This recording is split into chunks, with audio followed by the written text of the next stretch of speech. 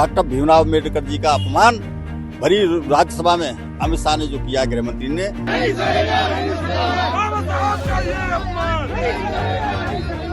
अंबेडकर अंबेडकर अंबेडकर, अगर इतना भगवान का नाम लेते तो 7 जन्मों तक स्वर्ग मिल जाता। गलत क्या है? अगर इसको अमित शाह को FIR नहीं करी गई, गिरफ्तार नहीं किया गया, बर्खास्त नहीं किया गया, तो देश जो ये मान लो कि लोकतंत्र खतरे में। अम्बेडकर जी का अपमान, अम्बेडकर जी का अपमान, मोदी तेरी तानाशाही नहीं चलेगी, नहीं चलेगी। देखिए, गृह मंत्री द्वारा दिए गए बयान पर इस समय बहुत सियासत जो है गर्मा गई है। संसद में भी जिस तरीके से विरोध प्रदर्शन देखने को मिल रहा है, तो वहीं कांग्रेसी भी इस वक्त मथुरा जिला कलेक्ट्रेट पर जो है ज्ञापन सौंपने के लिए पहुंचे हुए हैं। अब वो बयान जो है वो इस वक्त सभी को अखरता हुआ नजर आ रहा है। क्या कहेंगे, क्या एक ऐसा बयान जिसकी वजह से आप लोग यहाँ तक पहुंचे? देखिए, देश का गृह मंत्री जो कि खुद संविधान की शपथ लेकर देश का गृह मंत्रालय उसने संभाला है, वो एक ऐसे व्यक्ति के रूप में जो संविधान के लेखक ही नहीं, संविधान सभा के इतने बड़े नेता के रूप में, एक लोगों के आदर्श के रूप में बाबा साहब अम्बेडकर जी को जाना जाता है। आज देश का गृह मंत्री संसद भवन में खड़े होकर उसी संविधान की शपथ लेकर जहां हुआ है, वहां पर वो उनके बारे में अपमानजनक शब्द बोलता है। वो कहता है कि क्या आजकल फैशन चल गया है बाबा साहब अम्बेडकर अम्बेडकर कहने का। ये फैशन होते हैं अम्बेडकर जी कहने का, लोग उन्हें श्रद्धा से बोलते हैं, श्रद्धा से पूछते हैं। वो कहता है इतने दिन भगवान का नाम लिए होते, भगवान का नाम सभी लेते हैं, अम्बेडकर जी का नाम सभी लेते हैं। हमारी मांग है, पूरी कांग्रेस पार्टी की मांग है कि तुरंत की तुरंत प्रधानमंत्री को तो पहले ही या राष्ट्रपति को पहले ही ऐसे गृह मंत्री को बर्खास्त कर देना चाहिए था। राहुल गांधी जी के नेतृत्व में पूरी कांग्रेस पार्टी देश के गृह मंत्री अमित शाह से इस्तीफा मांगती है, और अगर वो इस्तीफा नहीं देंगे तो ये प्रदर्शन देशव्यापी होता ही जाएगा। अंबेडकर अंबेडकर अंबेडकर, अगर इतना भगवान का नाम लेते तो 7 जन्मों तक स्वर्ग मिल जाता। गलत क्या है?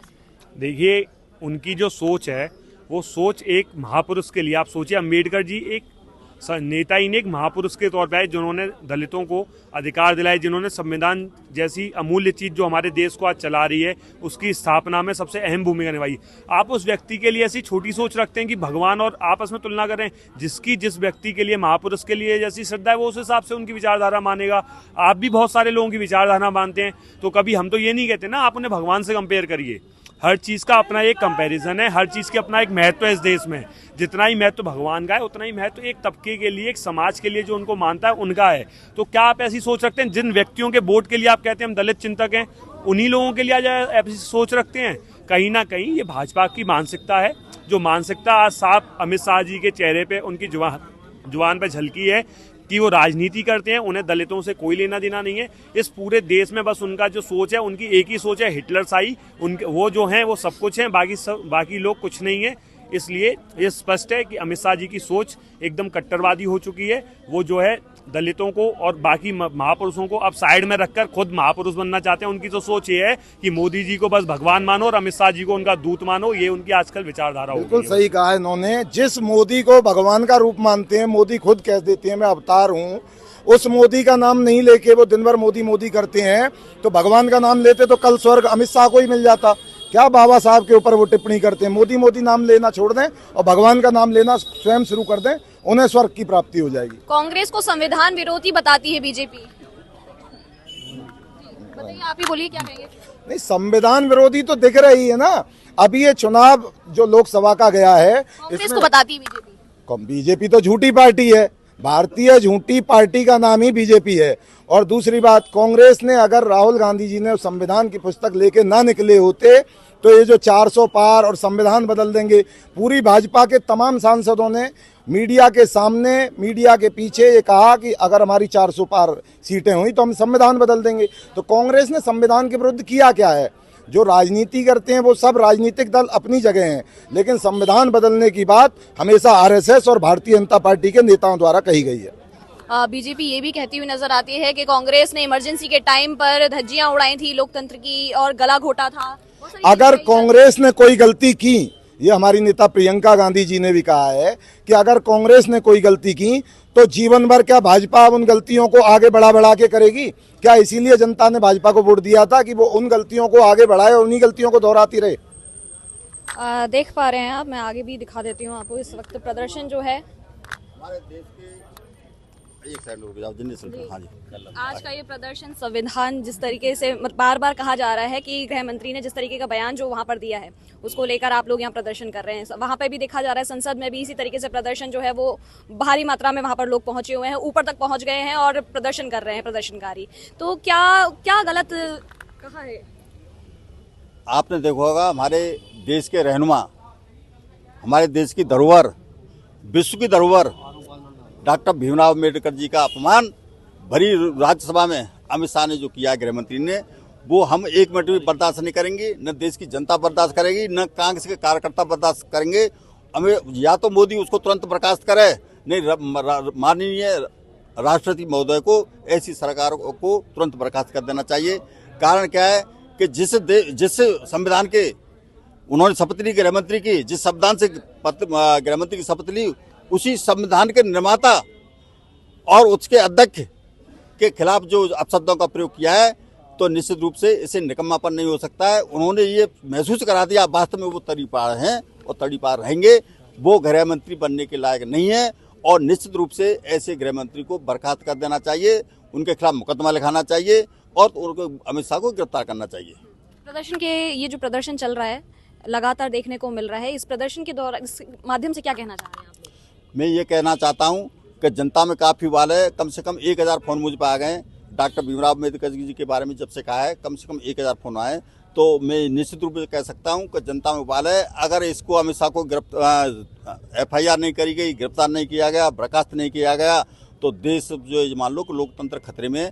और भारतीय जनता पार्टी इसी तरह बयान देकर उन्होंने ये दिखा दिया कि वो आरक्षण विरोधी है, वो दलित विरोधी है, वो पिछड़ी जाति विरोधी है और संविधान विरोधी है और देश विरोधी है। ऐसे गृह मंत्री को एक सेकंड भी इस पद पर रहने के हकदार नहीं है। या तो अगर जरा भी नैतिकता बाकी है। बीजेपी तो हमेशा कांग्रेस को बताती है कि संविधान विरोधी है या फिर लोकतंत्र का गला घोटने का काम करती है, बहुत सारी बातें इस तरीके की कहती हुई नजर आती है। उन्होंने जिस अपशब्दों का प्रयोग डॉक्टर भीमराव अम्बेडकर जी के बारे में भरी लोक राज्यसभा में किया है, इससे बड़ा उनका दोहरा चेहरा उजागर हो गया है। और निश्चित रूप से मैं कह सकता हूं कि उनको जैसे जो असली रूप है वो बाहर आ चुका है। जब छुपा हुआ रूप था अब असली रूप बाहर आ चुका है। वो संघ के मनुवादी हैं, मनुस्मृति जो है आपने पढ़ी होगी, तो उसे के हिसाब से चल रहे हैं और संघ के हिसाब से चल रहे हैं। संघ ये नहीं चाहता कि संविधान के हिसाब से काम रहो, वो संघ का संविधान चाहते हैं।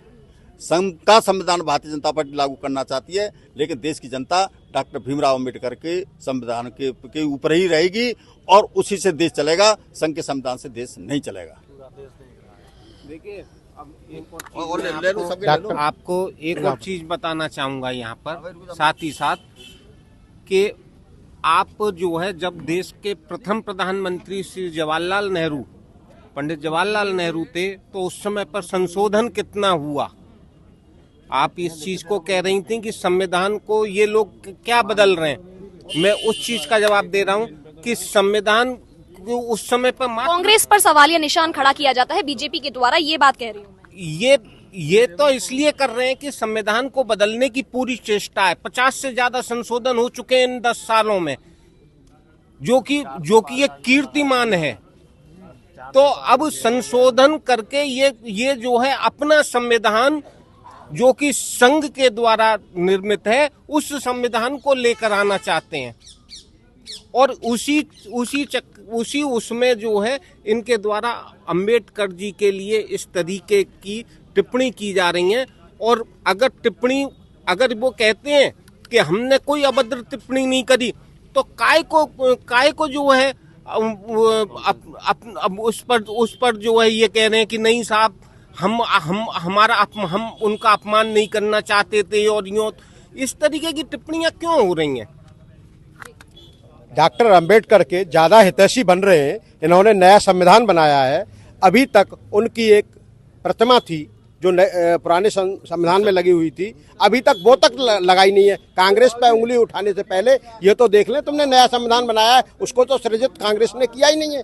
भाई उसको तो तुमने किया है। तो जो भारत के विश्व रत्न हैं डॉक्टर BR अम्बेडकर जी, जिसने पूरे भारतवर्ष की आम नागरिक 125 करोड़ की जनता के लिए दरवाजे खोल दिए, जो रानी के पेट से जन्म लेते थे राजा, वो उन्होंने बैलेट बॉक्स से और EVM मशीन के द्वारा राजा बनाया है। आज तुम किसी जगह स्टैंड नहीं करते हो माननीय गृह मंत्री जी, कि अगर बाबा साहब का संविधान नहीं होता तो तुम और तुम्हारे माननीय प्रधानमंत्री जी कहीं स्टैंड नहीं करते हो कि तुम इस देश में एक सदस्य भी बन पाते।